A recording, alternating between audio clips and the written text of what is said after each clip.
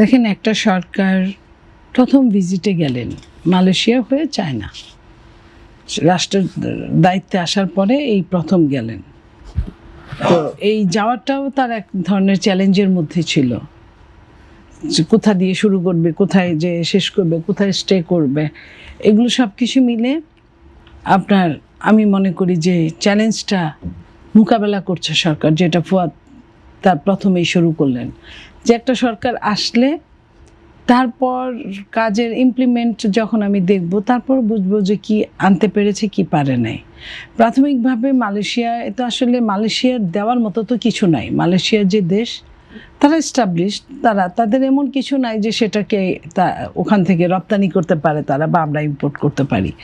সেইখানে যেটা আছে আমাদের মেন পাওয়ার, আমরা রপ্তানি করতে পারি মালয়েশিয়ায়, এবং করেছিও। প্রচুর লোক বাংলাদেশে আনস্কিল স্কিল তারা যায়।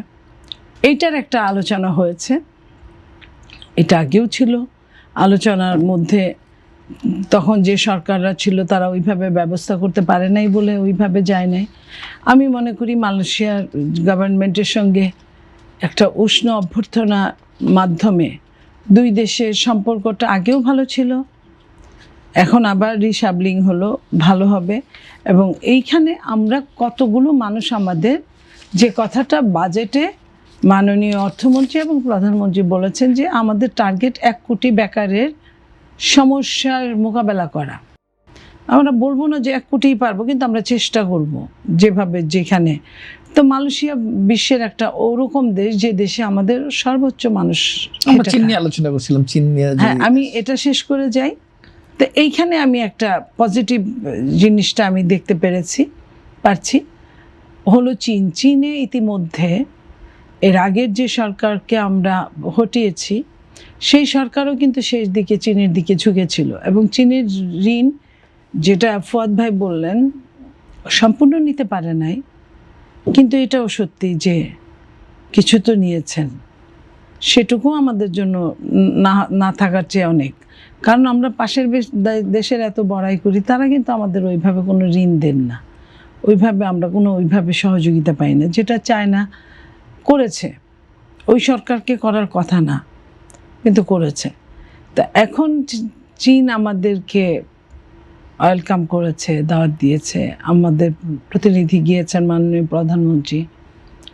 তো এইখানে অনেকগুলো আপনার চুক্তি স্বাক্ষর হবে, দুদেশীয় ছোট ছোট চুক্তিগুলো স্বাক্ষর হবে। এবং তার আরেকটা বড় জিনিস যেটা, সেটা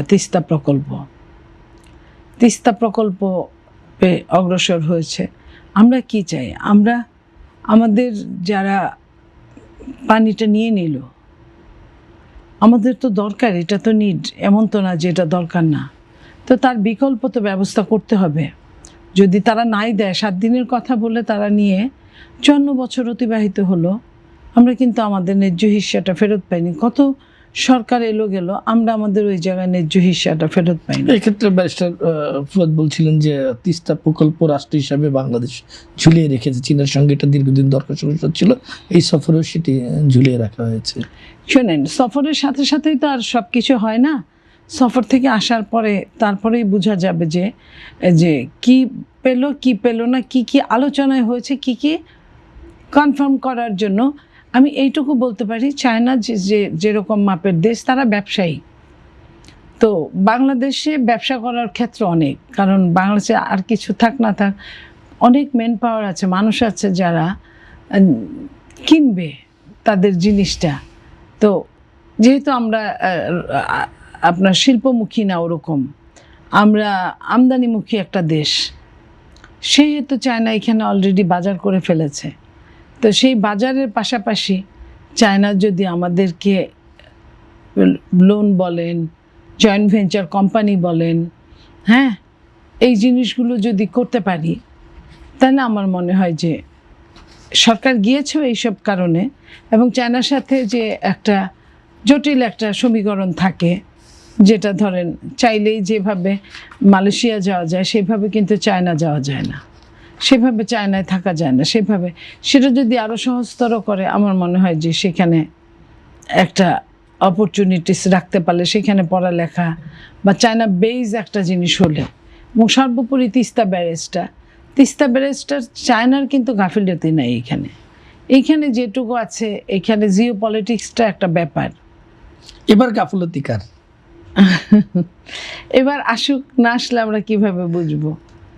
না, কারণ চুক্তি এবং সমঝোতা সবকিছুই তো দৃশ্যমান। না, দৃশ্যমান সেটা তো 2 সপ্তাহ পরেও হতে পারে, সেটা তো 2 মাস পরেও হতে পারে। এটা তো এমন না যে আজকে গেলাম আজকে না হলে তো একদম চলছে না। এটা তো চুলচারা হিসাব করারও না। আবার কার ক্ষতি হবে কার লাভ হবে এটাও তো দেখতে হবে। কারণ আমরা তো একটা দেশ পৃথিবীর বুকে, আমরা নিজেরা মনে করি আমাদের কোনো শত্রু নাই। যদি কেউ মনে করে যে আমরা তাদের শত্রু, সেটা তাদের ব্যাপার। তো আমরা তো মনে করি, তো সেইখানে আমরা যদি আমাদের অনেক কিছু পেয়ে যাই, হয়তো এটার দরকারও পড়বে না, কিন্তু যদি আমরা না পাই তাহলে তো আমাদের দরকার পড়বে। তো সেই জায়গায় অনেক আপনার জিও পলিটিক্স অনেক জটিল খেলা। এই খেলার মধ্যে পড়ে এই যে এখন দখলদারিত্ব, এই যে আপনার মন্দির, রাম মন্দির, কত কিছুর আমরা ওই এরিয়াগুলোতেই আমরা দেখছি। তো সেইখান থেকে জিনিসগুলো আপনার যত সহজ মনে হয় তত সহজ না, আবার রিস্ক নিতেই হবে আপনাকে। কারণে কি চীন আর কি সলিড কোনো ঘোষণা দেয়নি, যেটি ব্যারিস্টার ফুয়াদ বলছিলেন, আপনি কি তার সঙ্গে একমত?